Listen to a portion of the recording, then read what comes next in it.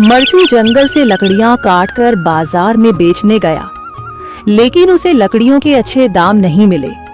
इस पर मरचू ने कहा, अरे भैया, इतने कम पैसे? इन पैसों में तो 2 वक्त का खाना भी नहीं मिलेगा। आप मुझे बहुत ही कम पैसे देते हैं। मैं इतनी मेहनत से लकड़ियां काट कर आता हूँ, लेकिन उनके पैसे मुझे बहुत कम मिलते हैं। भैया, तुम्हारी लकड़ियां होती ही इतनी कमजोर हैं कि मैं इससे ज्यादा पैसे नहीं दे सकता। तुम्हारी लकड़ियों के बस इतने ही पैसे बनते हैं। अरे भैया, कुछ ज्यादा कर दो ना। वो क्या है ना कि इन पैसों का तो कुछ भी नहीं आता। मैं अपनी जिंदगी कैसे गुजारूंगा? भैया, तुम जाकर अच्छी लकड़ियां लाओ, तभी इन लकड़ियों का अच्छा दाम मिल पाएगा, वरना इन लकड़ियों का तो यही दाम है। ये सुनकर मरचू बहुत ज्यादा परेशान हो गया और पैसे लेकर किराने की दुकान से सामान खरीदकर घर आ गया। घर पहुंचते ही मरचू की पत्नी सीता ने कहा, अरे जी, सामान ले आए आप? हाँ जी, सामान ले आया हूँ। सीता के चेहरे पर खुशी छा जाती है, लेकिन जब उसने सामान देखा, जी, इसमें तो बहुत थोड़ा सामान है।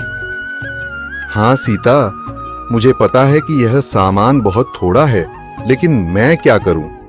मेरे पास जितने पैसे थे, मैं उतने का ही सामान लेकर आ गया हूँ। इस तरह हमारा गुजारा कैसे हो पाएगा जी? आपको तो पता ही है कि हम कितनी मुश्किलों से गुजारा करते हैं। हाँ हाँ, मुझे पता है, लेकिन मैं कर भी क्या सकता हूँ? मेरे पास इतने पैसे ही नहीं कि हम एक अच्छी जिंदगी गुजार सकें। इतनी मेहनत कर रहा हूँ, लेकिन फिर भी मेहनत का फल नहीं मिल रहा। इतनी मेहनत से अच्छी लकड़ी काट कर आता हूँ, लेकिन मुनासिब दाम नहीं मिलता। मैं तो बहुत परेशान हूँ। क्या करूँ?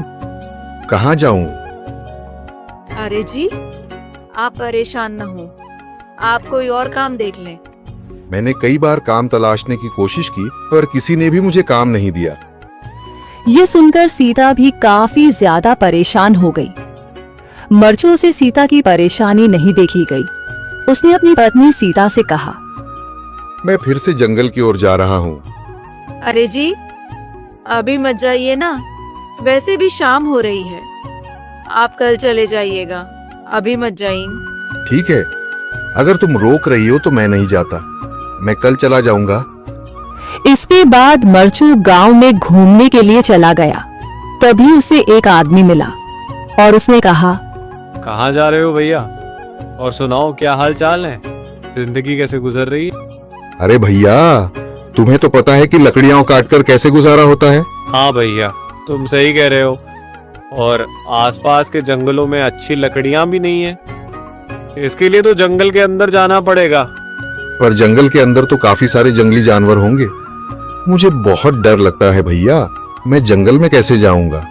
हाँ भैया, जंगली जानवर तो होंगे, लेकिन अच्छी लकड़ियां तो वहीं से ही मिलेंगी। ये सुनकर मरचू बहुत ज्यादा परेशान हो गया, लेकिन वह आदमी बिल्कुल ठीक कह रहा था। जंगल के किनारे की सारी लकड़ियां कट चुकी थीं। अब सिर्फ जंगल के अंदर ही अच्छी लकड़ियां बची थीं। अगली सुबह मरचू लकड़ियां काटने जंगल की ओर चल पड़ा। जंगल में आने के बाद मरचू ने कहा, अरे, यहाँ पर तो लकड़ियां ही नहीं हैं। वो आदमी सही कह रहा था, लकड़ियों के लिए तो जंगल के अंदर ही जाना पड़ेगा। और जंगल के अंदर जाना क्या सही रहेगा? मुझे तो बहुत डर लग रहा है, क्योंकि वहां पर तो काफी सारे जंगली जानवर होंगे जो खतरनाक होंगे।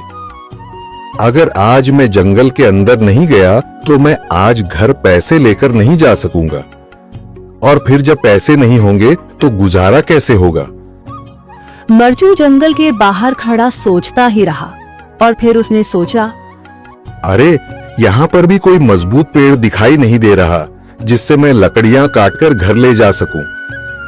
लगता है और अंदर जाना पड़ेगा। यही सोचकर मरचू जंगल के अंदर चला गया। अंदर जाने के बाद उसने इधर उधर पेड़ देखे, पर उसे कोई भी अच्छा पेड़ दिखाई नहीं दिया। यह सोचकर मरचू जंगल के और अंदर चला आया।